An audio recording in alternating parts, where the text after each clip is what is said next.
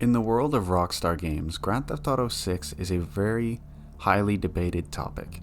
When will the game come out? What will the game release like? Well, in this video, I'm going to try and answer some of these questions.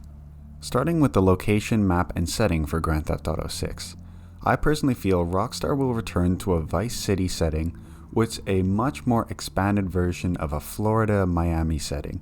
I feel like Los Santos will be taken in some inspiration in terms of the variation in landscapes, so we will have a very large city area as well as some swampier areas, suburbs, outskirts, which will mostly populate the map.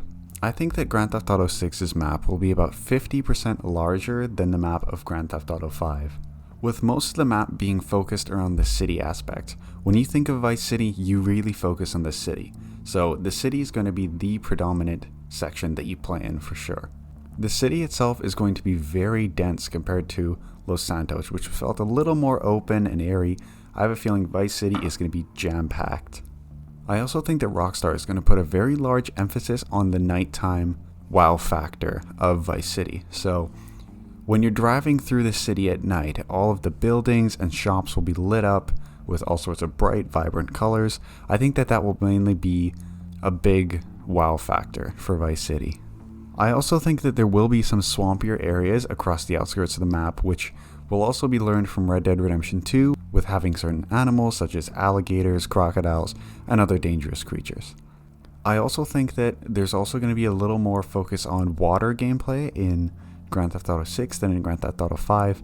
I think with the Miami, Florida theme, you're going to have a lot more missions on boats and yachts and that nature. I think that that's going to be more common.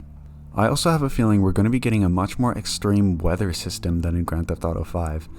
If you think of Florida, it's a very interesting climate. Some climates can be quite extreme, so I have a feeling that Rockstar is going to do a very good job of implementing a new weather system in Grand Theft Auto 6.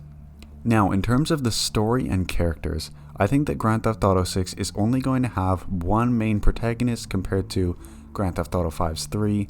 I think that while the feedback towards the 3 protagonists was relatively positive, I think that it does wonders for a story to have one main protagonist.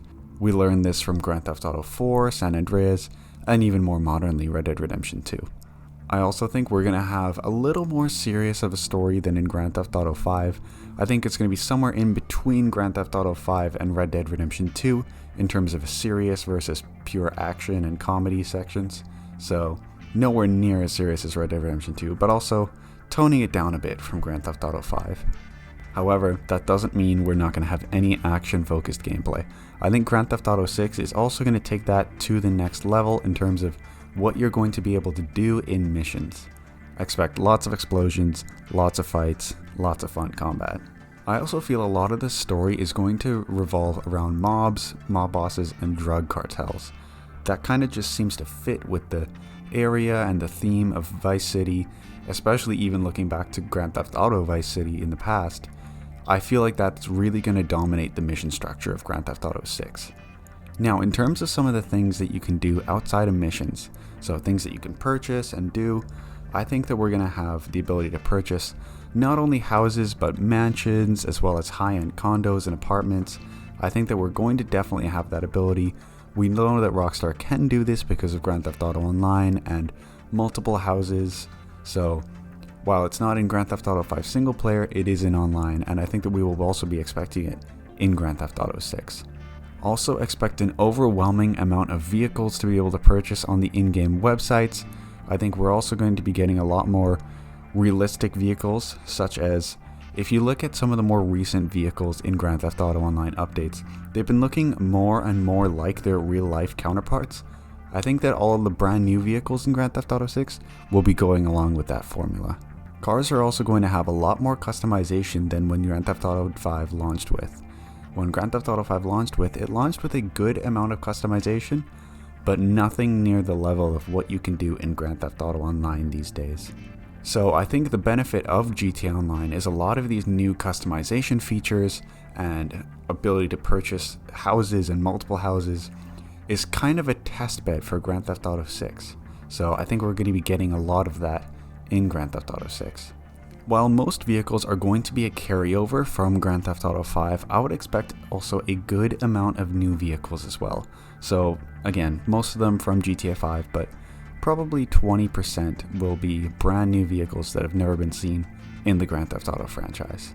I feel like at least in the story mode of Grand Theft Auto 6, we're going to be getting a lot more military focused vehicles, at least less of the over the top vehicles such as the Oppressor and the Oppressor Mark II. We're not going to be getting these overboard, high-tech military machines.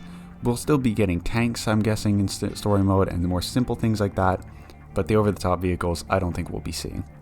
Another thing I expect we get from Grand Theft Auto Online is the yachts. I think that we will also be able to own our own yachts and be able to even drive them around. We know that Rockstar has the ability to do this with the new submarine that they have added in Grand Theft Auto Online, which is drivable, so I think we'll have drivable, customizable yachts in Grand Theft Auto 6. Going with what I said earlier in the video about a more naval-themed, more water-focused gameplay, I also have a feeling we're going to be getting a lot more boats in Grand Theft Auto 6. Now, when you look towards Grand Theft Auto 5, we have a decent amount of boats, but we haven't been getting that many new boats. We got 1 or 2 in the new update, but we haven't had new boats that often, so I think a lot of the new boats will be coming in Grand Theft Auto 6. Now, in terms of when I think the game will be revealed and released, I think we can see a reveal by the end of 2021. Now, even though I say there's a reveal by the end of 2021, I do not believe the game will be coming soon after that. I believe that the reveal will show a fall 2022 release date, but if we know anything from Rockstar Games, we know they delay their games quite often.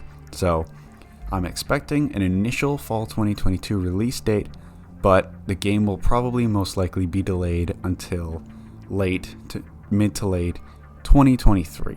Okay, so that's it for this video. I really want this to be an active comment section with people discussing Grand Theft Auto 6. Please leave any comments and questions about Grand Theft Auto 6 in the comments. I'll be replying to all of them. Please leave a like on the video and subscribe to my channel, and I'll see you guys in the next video. Peace.